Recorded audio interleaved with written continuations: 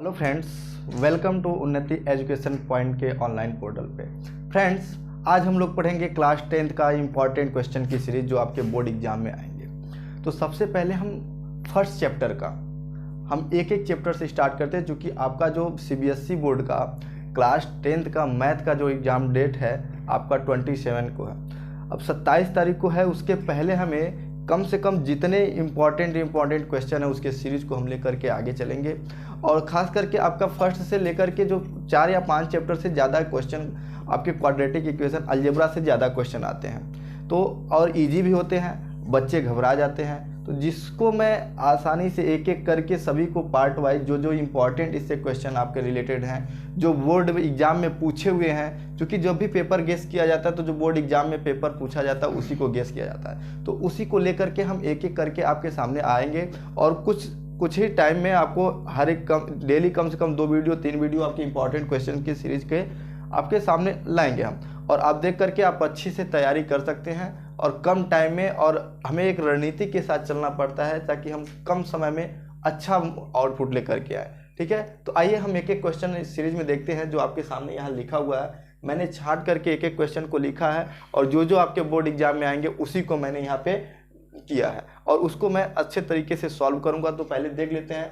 First question आपका दिया है, क्योंकि पहले चैप्टर का है तो पहले चैप्टर से हम स्टार्ट किए हैं। तो देखिए, यदि HCF 156 से 78 बराबर 78 है तो LCM 156 एंड 78 है। तो CBSE में पूछा हुआ है 2020 में।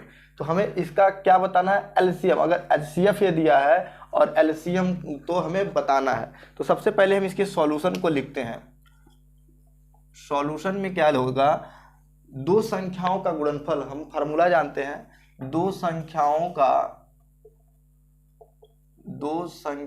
का गुणनफल बराबर LCM इंटू HCF होता है। ठीक, तो दो संख्या में कोई संख्या पता है, दो संख्याओं का गुणनफल LCM इंटू HCF दिया हुआ है।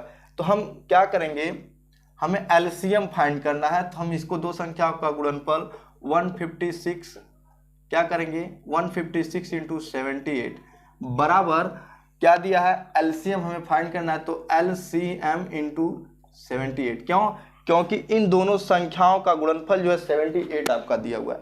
तो हमें क्या फाइंड करना है, LCM। तो 78 से 78 कैंसिल हो गया, आपका LCM जो आया 156। यही आपका इसका आंसर हो गया।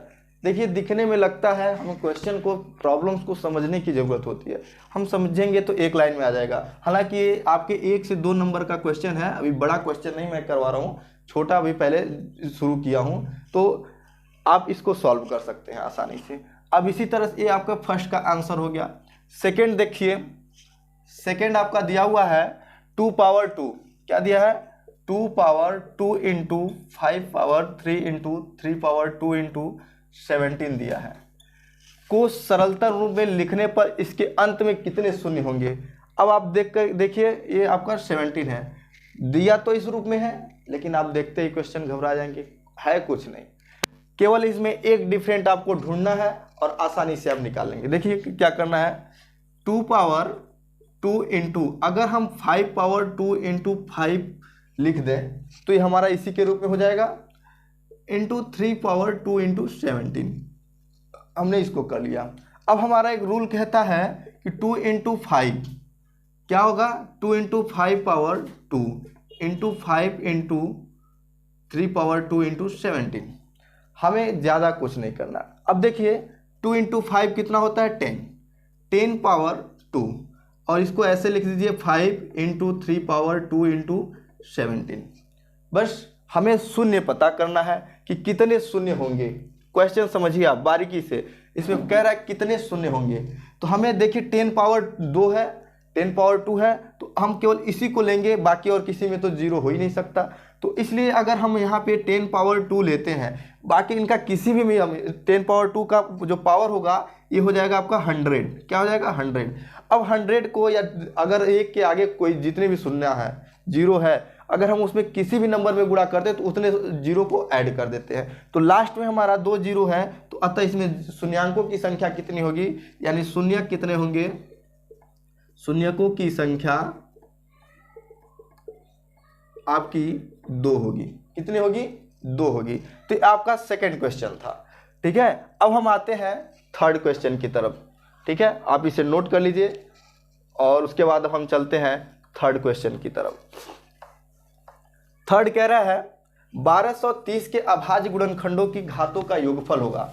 देखिए, घातों का योगफल पूछा है तो सबसे पहले तो हम इसके गुणनखंड फाइंड करेंगे। क्या करेंगे? गुणनखंड। अगर हम 1230 का गुणनखंड फाइंड करते हैं, 2 6 जा 12 और 2 1 जा 2, 2 5 जा 10, फिर 3 से। क्यों? क्योंकि अब ये कैंसिल नहीं होगा, तो 3 2 जा 6 और 3 5 जा 15। अब देखिए, अब ये 5 से जाएगा, 5 4 जा 21, अब 41 आ गया। ये सब कैसे नंबर है? प्राइम नंबर, यानी अभाज्य। क्या है? तो अगर हम 1230 को फैक्टर करते हैं 2 इंटू 3 इंटू 5 इंटू 41, क्यों? क्योंकि अब इसको हम क्या करेंगे, 41 का 1 हो जाएगा, ये हो गया 41। अब ये कैसे नंबर है? सब प्राइम नंबर, यानी अभाज्य संख्या है। और अभाज्य संख्याओं को हमें घातों की संख्या बतानी, योग बताना है। तो अगर हम 2 पावर 1 गुणे 3 पावर 1 गुणे 5 पावर 1 गुणे 4 पावर 1, 41 पावर यानी 41 पावर 1 कर दिए। ये आपका सॉल्यूशन नंबर 3 है, ध्यान रखना, सॉल्यूशन नंबर 3। अब देखिए, हमें इसकी घातों का योग बताना है। किसका? घातों का योग। अगर घातों का योग करते हैं तो 1 प्लस 1 प्लस 1 प्लस 1, क्यों? 1 2 3 4, तो कितना हो जाएगा? 4। बस यही आपका आंसर हो जाएगा। ठीक है, ये आपका आंसर हो जाएगा। अब देखिए, दिया है फोर्थ क्वेश्चन पे 840 को अभाज्य गुणनखंड के रूप में व्यक्त कीजिए। क्या करना है? यहाँ पे चौथे क्वेश्चन का आंसर आपके सामने है। 840 को अभाज्य गुणनखंड के रूप में व्यक्त कीजिए। सेम कंडीशन हम क्या करेंगे? 840 का फैक्टर करेंगे। 2 4 जा 8, 2 2 जा 2 करेंगे, यहाँ पे हो जाएगा 2 1 0, 2 1 5, 5 से या 3 भी हो सकता है। पहले 3 लेते हैं, क्योंकि 3 3 जा 9, 3 5 जा 5 7 जा और 7 1 जा। अब हमें बताना है अभाज्य गुणनखंड के रूप में व्यक्त करना है। तो हम क्या करेंगे? पहले 840 लिखेंगे। अब इसको 2 गुणे 2 गुणे 2 गुना 3 गुना 5 गुना 7, ये आपका 5 है। ठीक है, देखिए 2 पे कितना है? 2 पे 3 गुणे 5 गुणे, यहाँ पे क्या हो जाएगा? 3 गुणे 5 गुणे 7। इसी को हमें गुणनखंड के रूप में व्यक्त करना था, यही हमारा इसका आंसर हो जाएगा। ठीक है, यानी देखिए कितना आसान है। हमें लैंग्वेज को केवल समझेंगे और आपको आसानी से क्वेश्चन सॉल्व हो जाएगा। ठीक है, अब हम चलते हैं इसके बाद फिफ्थ क्वेश्चन पे। इसको हटा देते हैं, आप लोग स्क्रीनशॉट ले लीजिए। ठीक है, अब हम चलते हैं 6 क्वेश्चन पे। 6 क्वेश्चन आपका कह रहा है, जांचे कि क्या 6 पावर n किसी भी प्राकृतिक संख्या n के लिए अंक 0 के साथ समाप्त हो सकता है। हमें क्या बताना है कि हमें जांच करना है कि क्या n के लिए कोई संख्या 0 हो सकती है कि नहीं। हमें यही जो हमने काम सेकेंड में किया है वही काम फिफ्थ में करेंगे, लेकिन हमें फाइंड करना है क्या ये 0 होगा कि नहीं होगा। इसके लिए देखिए क्या करते हैं। सॉल्यूशन नंबर 5, फिफ्थ का सॉल्यूशन कह रहा है, जांचे कि 6 पावर n, अगर हम 6 पावर n को बहुत होगा इसका फैक्टर होगा तो 2 पावर 3 के रूप में होगा पावर n। अब 0 की संभावना होने की संख्या क्या होती है? अगर 2 इंटू 5 है तो वही आपका 0 होगा, लेकिन आपका ये तो 0 है नहीं। क्यों? ये आपका 0 नहीं, ये अगर रहता 10 पावर n तब इस पे 0 बनता, लेकिन इस पे 0 बनेगा ही नहीं। तो हम लिखेंगे अतः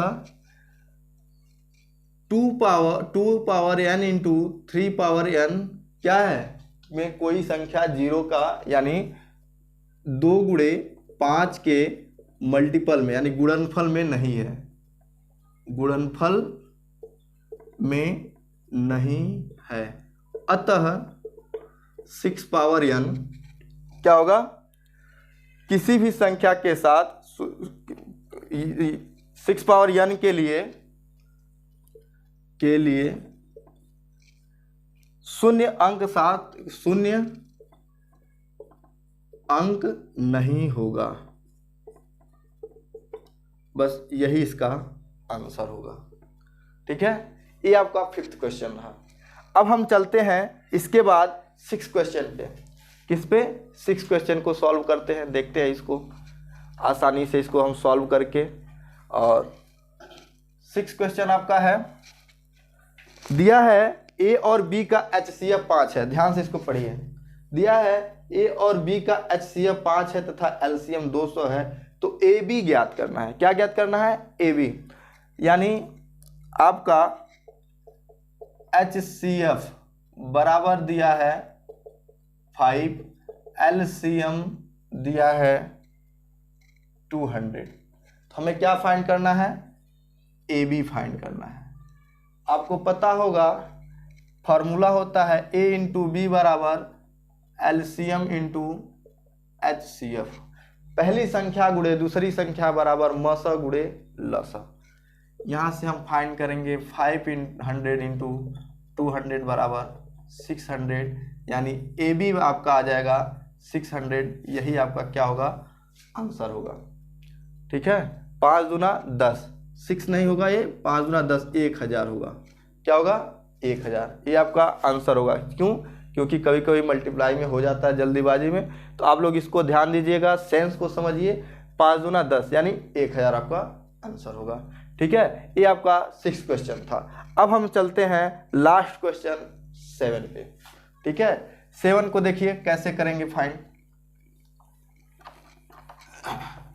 7 दिया है √2। 7 का आंसर √2 तथा √7 के बीच अपरिमेय संख्या। क्यों? एक ऐसी संख्या है अपरिमेय संख्या, इसके बीच की हमें संख्याएं बतानी है। तो आप आसानी से जान सकते हैं कि √2 की वैल्यू होती है 1.41 एक्सेट्रा, इस तरह की होती है। अगर √3 लेते हैं तो 1.37 इस तरह के होता है। किसी दिन हम आपको रूट का ये 7 और इसका वैल्यू निकालना बताएंगे, क्योंकि हमें इंपॉर्टेंट सीरीज में पढ़ रहे हैं। पिछली क्लास में हम इसको डिफाइन अच्छे से कर चुका हूँ। तो अगर √7 को हमें फाइंड करना है तो इसकी वैल्यू होगी लगभग 2.567 के आसपास होगी। ठीक है, इसकी वैल्यू होती है। तो हमें इसी के बीच में हमें क्या करना है? कितने? एक परिमेय संख्या लिखना है। कुछ भी लिख सकते हैं, 1 कहें, 2 लिख कहें, 3 कहें। तो अगर 1.41 और 2.56, ₹1.41 और ₹2.56 के बीच में बहुत सारे नंबर होंगे। हम इसमें कर सकते हैं क्या? 2.3 यानी ₹2.30 कर सकते हैं, या हम इसको हटा करके ₹1.75 कर दीजिए, ₹2.30 कर दीजिए। हमें एक ही दर्शाना था, लेकिन आप हम दो बता दिए। कभी कभी 2 नंबर पूछ देता है। बाकी आपको परिमेय संख्या के बारे में, जैसे 2 संख्या 2 और 3 के बीच में परिमेय संख्या कैसे ज्ञात करनी है, उस सब का वीडियो आपके इस पे पड़ा हुआ है, आप देख सकते हैं। और यही आपका 7 क्वेश्चन हुआ। इसी तरह से ये आपके एक में या 2 नंबर वाले सीरीज के जितने क्वेश्चन थे हमने आपको करा दिया। बाकी इस चैप्टर से अभी 3 नंबर वाले हैं, 4 नंबर वाले हैं, 5 नंबर तक के आते हैं। तो हम इसको अभी कराएंगे आपके नेक्स्ट सीरीज में। तो आप पूरे वीडियो को देखें, और सबसे पहले वीडियो को पाने के लिए आप लाइक, सब्सक्राइब और शेयर करना ना भूलें। बेल आइकन को दबाएं और लगातार आप बने रहें। ठीक है, धन्यवाद।